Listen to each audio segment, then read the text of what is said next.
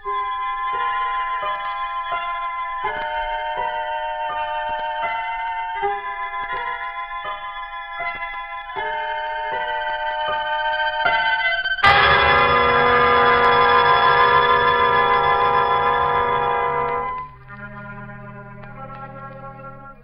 evening, Creeps. This is PFCX inviting you to visit the Mystery Playhouse. Tonight our story is about a ticking clock. A rather common thing, and yet a clock has great dramatic possibilities. For example, undoubtedly at this very moment in some hospital waiting room, a clock ticks in rhythm with the anxious footsteps of some expectant father. Or perhaps somewhere in the world, a clock ticks away the last 60 seconds of a condemned man's life. Well, tonight's story, written by Clarence Hill and entitled Beautiful Silence, is about a man to whom a ticking clock meant frustration, terror, and madness.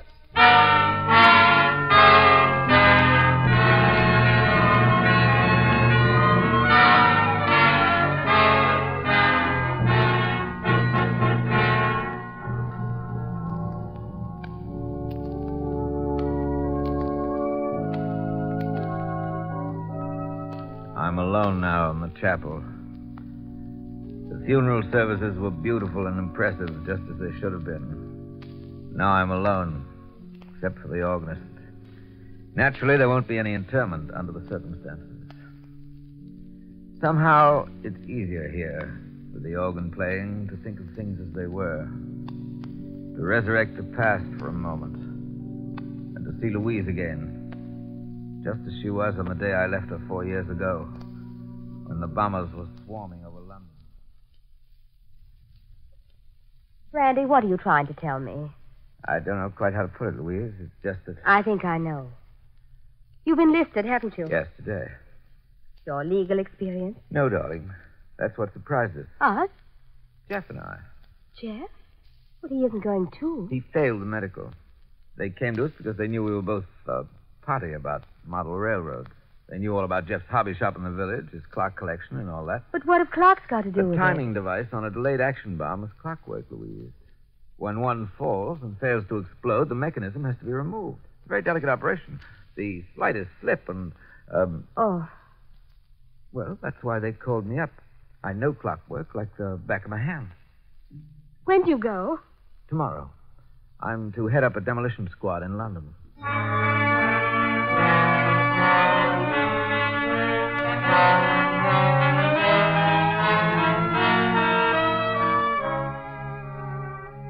I left the next day and thanked God that Jeff could stay behind in Chenoweth and look out for Louise.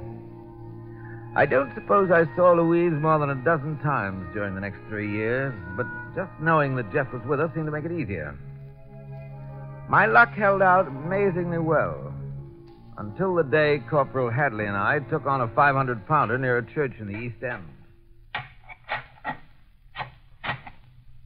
Hey, there we are. Got the nose uncovered, Captain. Good. Let me see. Looks like she's going to be a sticker. Twisted up a bit, eh? Right. Give me the stethoscope, will you? Here you are, sir. Thank you. That's it. Right now, please. Good Lord. What's the matter? It's not buzzing, it's ticking. Oh, I thought it was a new one. Listen. Right here in the nose. Blimey. Like a bloomin' alarm clock. That nose is fused right into the casing. I'll need a special wrench. Did you bring the... Wait a minute. Get out of here. It's going out.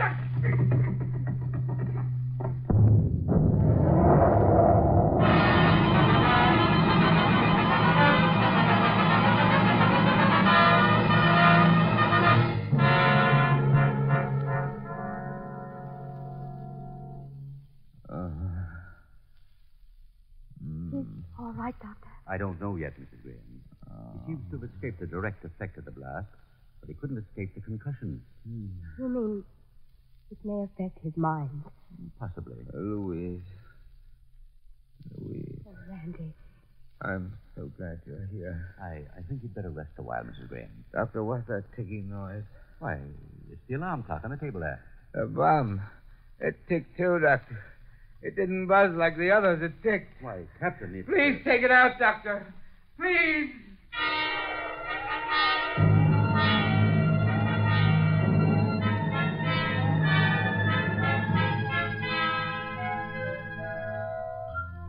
From that moment, I knew the bomb had left its mark on me. The sound of that ticking clock had brought it back. The bomb was there again in all its ugliness. I could hear it there in the room with me. Ticking. A sort of prelude to the sickening buzz that came just before the explosion. I felt it again when I went to see Jeff at the clock shop on the day I arrived home. A chorus of ticking clocks hit me between the eyes the moment I opened the door.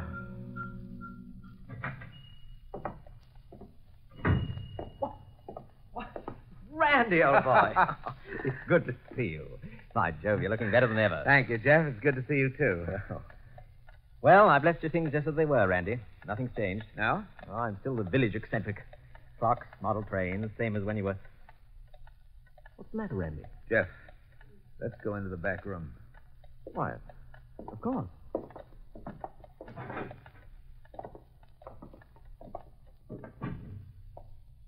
What's the matter, Randy? All those clocks, they put me on edge. Clocks? Don't ask me why it is. All I know is that ticking does something to me. Sure, Randy. Of course. Here, I'd better put the few I have in the other room, too. No, leave them there on the shelf. I'm leaving anyway. You've talked to Dr. Lambert about this? Jeff, I'm not crazy. Sorry, old man. I'm really not quite myself. Please don't say a word about this to Louise. I don't want to worry her. Oh, of course, Randy. Of course.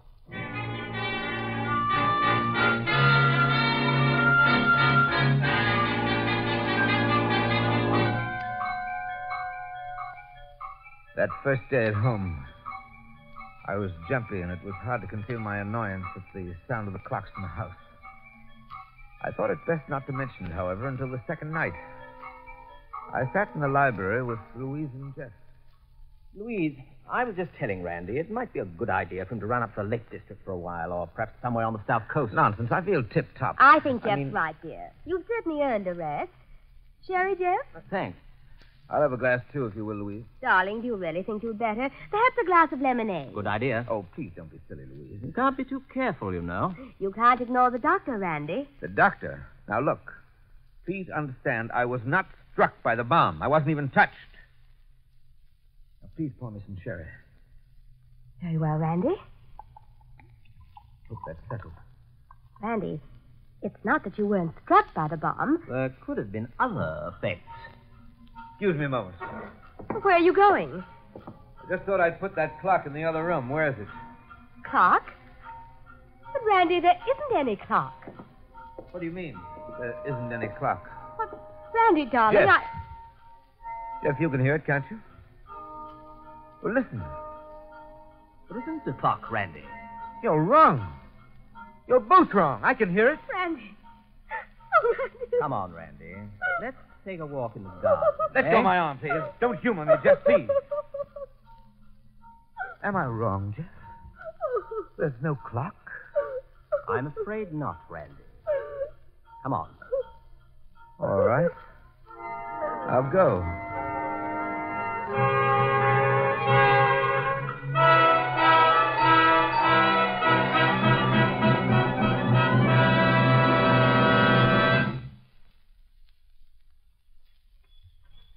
Feel better, Randy? Jeff, I tell you it was there. I could hear it. Do you hear it now? No, it's gone. You've got to get hold of yourself, Randy. This can be serious. You've been through a terrible experience. But I wasn't hurt. How do you know? Shock can do horrible things to a man's mind. You don't know what you're saying. Oh, I do know what I'm saying. Come on. Let's sit here in the arbor for a minute. Come, let me help you. I'm all right, Jeff. Thank you. Now, you asked me what you can do. You can take care of yourself, for one thing, instead of pretending you're just as good as you ever were. But, Jeff... You can go where you'll get proper care, somewhere in the country where it's peaceful and quiet, where you can relax and give those scars a chance to heal. You're a sick man, Randy. It's going to take time and rest and silence. Jeff, listen. You can hear that, can't you, Jeff? Listen. You see, there's something ticking here somewhere. No, Randy. But there is, Jeff, there is. Now, listen to me, Randy. You're not being fair to Louise. You've got to think of her. I hear it, I tell you. You're out of your mind.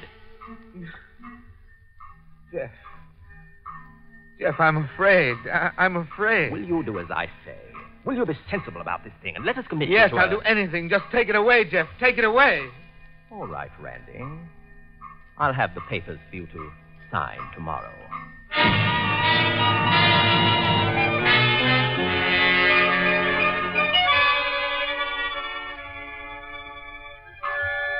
I don't know how I ever got through that night.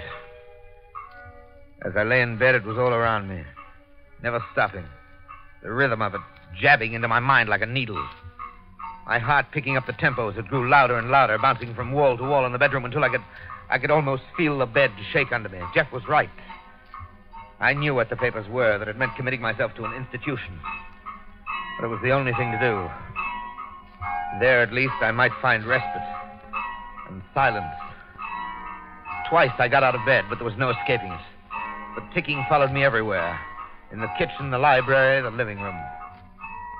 Well, Louise was still asleep at 6 o'clock when I finally decided to see Dr. Lambert in London. I'm glad you've come, Captain. What is it, Doctor? What's wrong with me? You've developed a phobia as a result of that ticking bomb, an hallucination. And I might add a natural one in view of the tremendous shock you've suffered. I suppose I should go away where it's quiet. I was about to recommend the exact opposite. Beg your pardon? You've a sort of private battle on your hands, Graham, inside your mind. It's going to take courage to win it.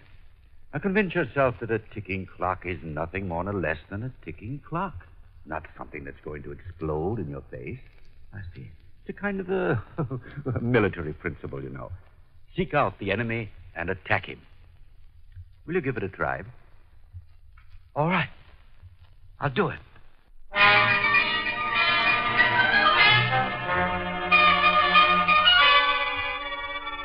It was as if he'd challenged me.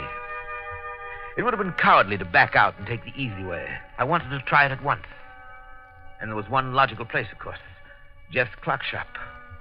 I went there directly. Didn't even bother to go home first. Apparently, Jeff had been there earlier as the door was unlocked. Jeff! Jeff, where are you? Jeff! I was glad he wasn't in. It was better to go it alone the first time. There were clocks all around me, all sizes and shapes. The ticking seemed to grow louder as I stood there, as if the sound itself were pressing in on me from all sides. Just as before, I had the feeling that the bomb was under me, somewhere on the floor. That in the next second, the ticking would cease and the buzzing would start. I tried to erase it from my mind. I recited poetry. I read a magazine I found on the counter. I added columns of figures. 2, 4, 7, 8, 12, 15. 5 and carry 1. 9.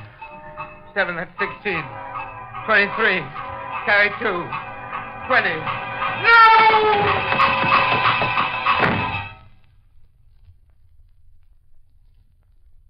I slumped in a chair in the back room, exhausted. It was quiet there in the back room. No clocks. Then, all of a sudden, something hit me between the eyes. No clocks. The long shelf over the work table, filled with old alarm clocks 2 days before, was empty. My mind began to whirl with thoughts. Horrible, ugly thoughts. It took me 10 minutes to get to the grape arbor in the garden and 5 more to pull up a loose plank in the flooring. There, between the floor studdings, was an alarm clock. The nightmare I had lived through during the past 2 days suddenly took on a purpose. A terrible purpose. The house was empty, naturally. Louise and Jeff were together somewhere. Well, behind a row of books in the library, I found another clock and another in the drawer of the night table in our bedroom. Everything fitted together now. Not the doctor, Randy. Horrible things to a man's mind. There's no clock, Randy. There's no clock in this room. No, there was no doubt now. My beloved wife and my best friend were trying to drive me mad.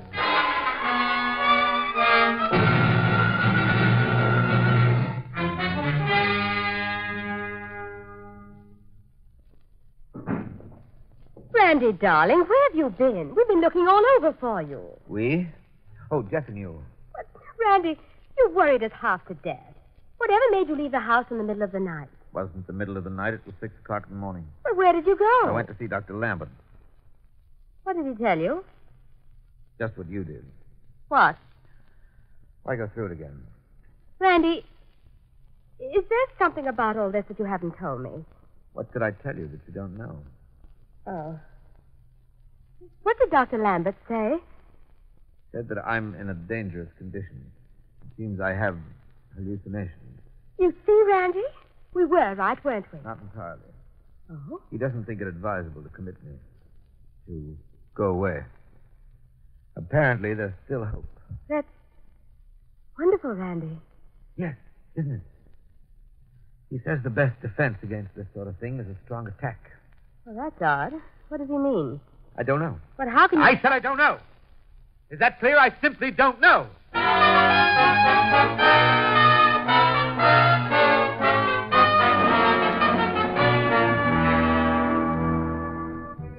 It was true.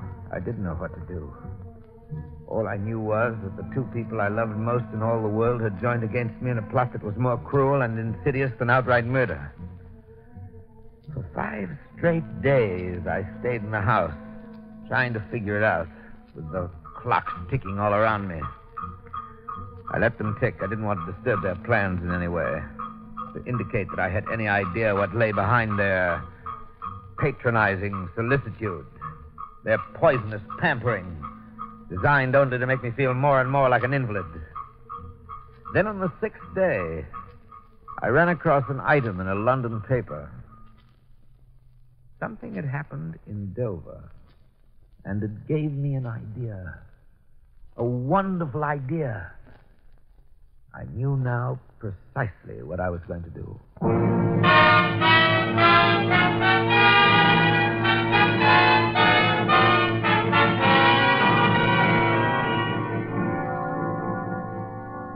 After reading about an incident at Dover, I realized what I would do to my wife and her lover. I went to Dover, found a cottage in the very heart of the district that had been hardest hit by the cross-channel bombing. It took me a week to make preparations, to secretly assemble the ingredients of a time bomb, a special handmade variety with a good loud ticking. Then I invited Louise and Jeff to join me. But how do you know you're completely cured, Randy? Why so, old man? No difference between a mental wound and a bodily injury, you know. You might have a relapse, Randy. A relapse? I soon made an excuse to leave the cottage. Gave them time enough to plant their infernal clocks, to arrange my relapse. When I returned... Randy, what do you suppose causes these shells to explode after lying in the earth for months? Hard to say. Perhaps a slight jarring from the heavy equipment working in the streets. I should think it would set you on edge. Did at first. Took a kind of enforced mental discipline. But I think I've got it licked now. I'm almost sure. What's the matter, Randy? There aren't any here. There aren't. I put them all away. Oh, Randy, you're not hearing it again, are you? It's your imagination, Randy. Get hold of yourself. That's where you're wrong. Let's get out of here. Oh, Randy, it's sit not my down. imagination this time. There's a bomb under this house. Listen. There's no ticking, Randy. You're ill.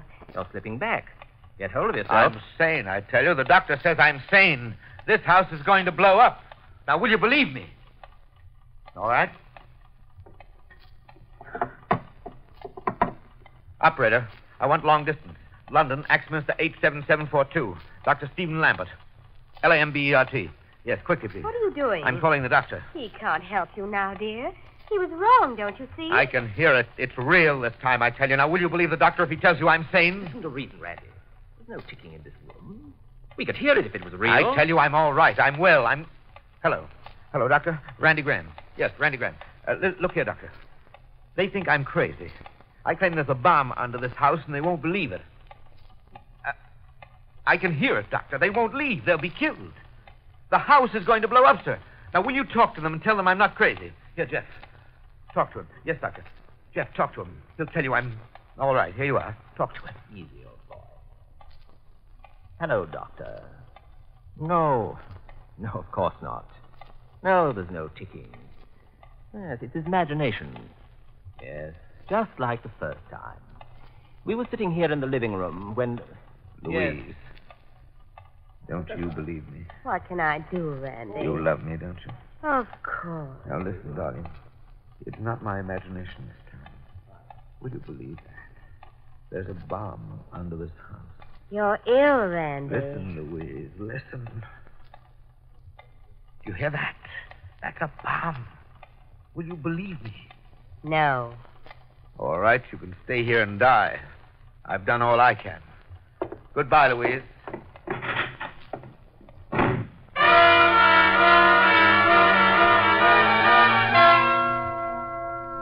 I looked at my watch. 7:29. 1 minute to go. They had 1 minute to live. I ran down the side street. 1 block, 2 blocks. I was safe. The alarm clocks they had planted while I was gone had obscured the other noise. I could see them congratulating themselves again. I'd been careful. It was timed to the split second. 6 seconds. 4, 2.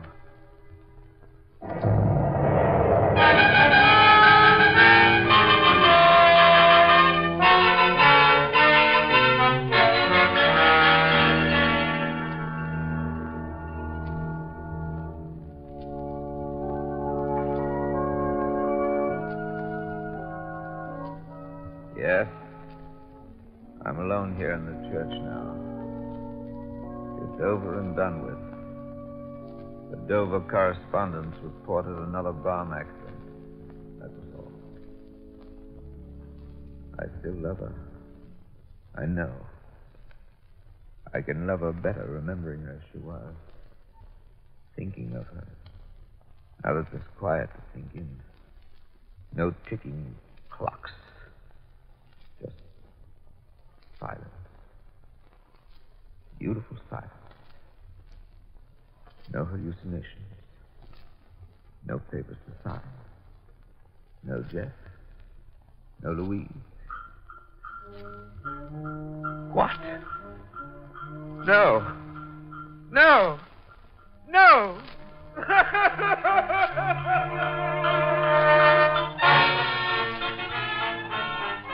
Thank you, Martin Gable, for a fine performance in Beautiful Silence, written by Clarence Hill. And now, creeps, this is PFCX closing the doors of the Mystery Playhouse and reminding you to sleep tight. Good night. This is the Armed Forces Radio Service.